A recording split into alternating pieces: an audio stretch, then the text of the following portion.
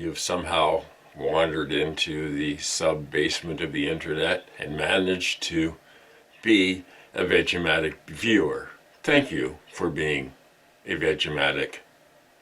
I keep saying Vegematic, and I got to remember that I'm deluxe as well now.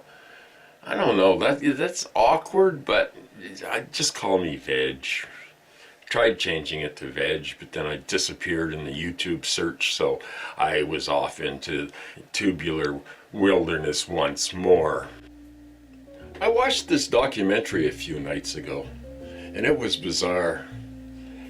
Somehow it's amazing to me that we find ourselves in a culture that is so alone, where loneliness is so huge.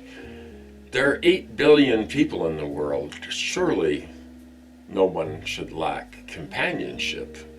However, this has been packaged into a commodity. Just look at all the internet dating sites, and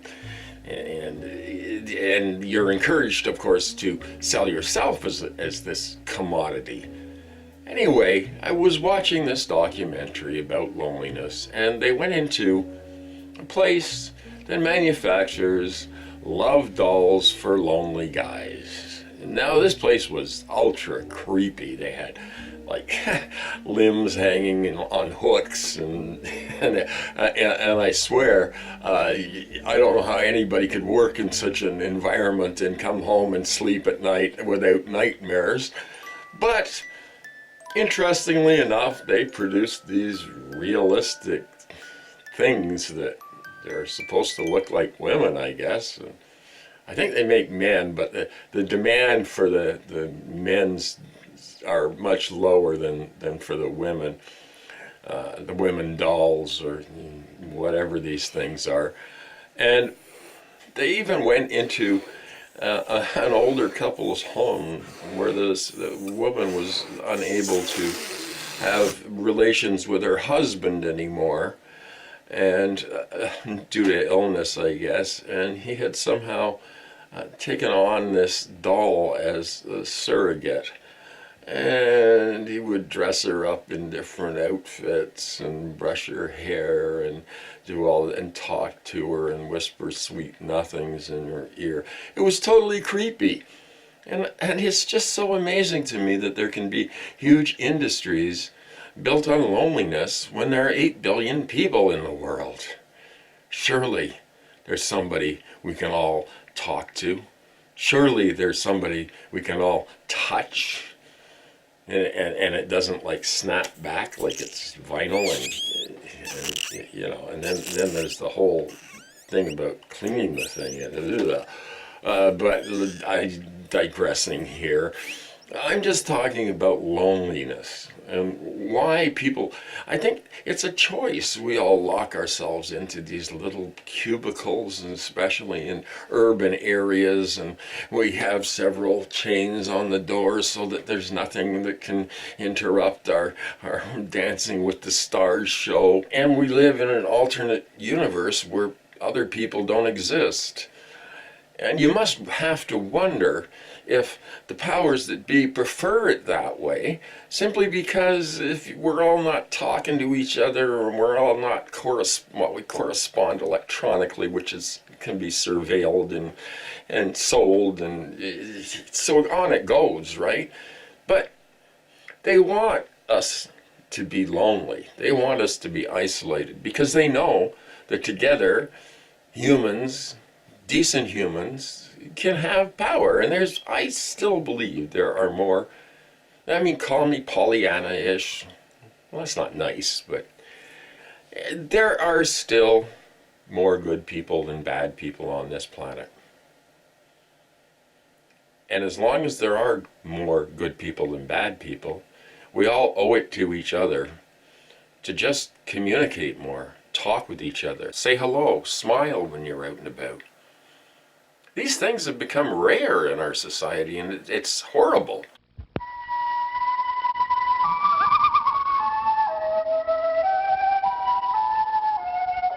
The loon is also called the great northern diver because of its ability to dive and swim long distances underwater. Of course, the maggot slime it's hard to contain because now it's slimed north of the border and it's getting worse, particularly out west in Alberta, which is kind of like the Texas of Canada, except much colder than Texas. It's kind of scary what's going on. The government of Alberta, which is a conservative government, of course it's a conservative government. What do you expect? It's Alberta, for God's sakes. Occasionally they get some brains in their head and they'll vote for the NDP Socialist Party. But, you know, inevitably the big money just rolls into the Conservative Party here in Canada. And they're getting just as crazy as the MAGA crew down south. As a matter of fact, I believe that there's a lot of funding for the fuck Trudeau stuff in Canada, and it comes from, of course, the maggots south of the border that are infecting the body politics and eating it away as it rots. So out west in Alberta, we have this premier, a conservative. Of course, they're always conservatives because I don't know what they're trying to conserve. I don't know exactly what it is they're conserving. And she has come up with a novel idea called the Alberta Sovereignty Act. And basically it's Western separatism from Canada. It's the same crap we had with Quebec, and it's always, we're over-governed in Canada. In Beaverland, we are much too many layers of government bureaucracy. So the provincial governments that are conservative are bent on running their own little fiefdoms. Instead of a one nation, it's like all these little fiefdoms across the country. They say, oh, well, we want sovereignty, but we still want to be part of Canada. We want to just ignore the rest of the country and make our own rules. So, I don't know. It's the same old, same old. The loon is also called the Great Northern Diver because of its ability to dive and swim long distances underwater. So I see Warnock has actually defeated Herschel the Brain Walker. And this was kind of a pleasant surprise. He's at least capable of speaking English and forming a complete sentence. And that's the sort of thing you want to look for in an elected official. I'm just saying. Well, I want to thank everybody for their encouraging comments and encouraging words in last week's video. Half of that video got eaten by my computers and vanished. Half of that film, just the best part. So it's just one of those technical things when it happens when you have an 11-year-old computer.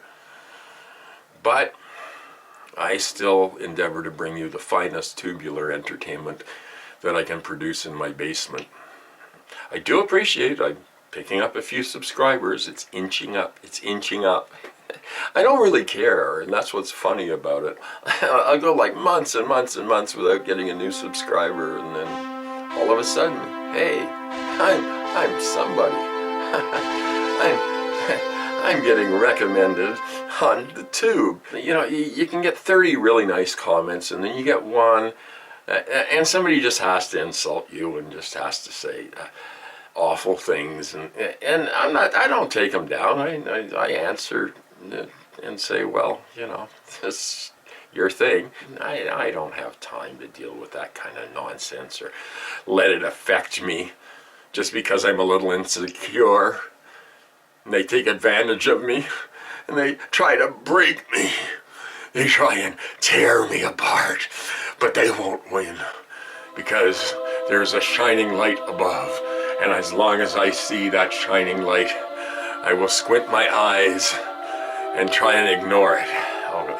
Anyway, I'm getting a little carried away here, and I think I'm going to say goodnight.